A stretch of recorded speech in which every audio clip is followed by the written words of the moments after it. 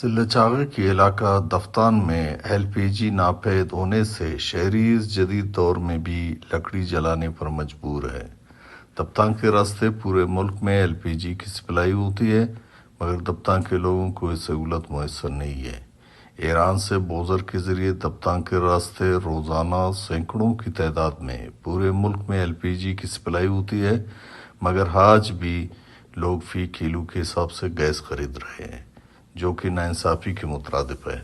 زائدان اور دفتان کے درمیان 90 کلومیٹر کا فاصلہ ہے، لیکن وہیں پہ نرخنامہ نہ ہونے کی وجہ سے ایل پی جی گیس فی کلو 280 روپے کا بک رہا ہے، جبکہ دوسری طرف سوختنی لکڑی کی قیمتوں میں آئے روز اضافے سے غریبوں کی قوت خرید جواب دی گئی ہے۔